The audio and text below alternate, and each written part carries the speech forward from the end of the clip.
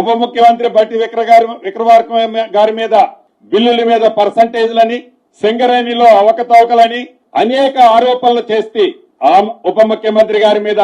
మరొక సహచర మంత్రివర్యులు ఉత్తమ్ కుమార్ రెడ్డి గారు నీటిపారుదల పౌర సరఫరాల శాఖ మంత్రి, ఆ పౌర సరఫరాల్లో ఏదో వేల కోట్ల అవినీతి జరిగిందని, ఈ పౌర సరఫరాలకు సంబంధించిన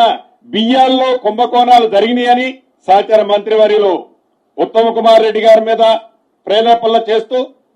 ఏ సన్న బియ్యం అయితే పేదోడికి ఇస్తున్నామో ఆ సన్న బియ్యం మీద ప్రజల్లో వచ్చిన స్పందన జీర్ణించుకోలేక ఆ మంత్రి గారి మీద ఒక ఆరోపణ. R&B మంత్రివర్గంలో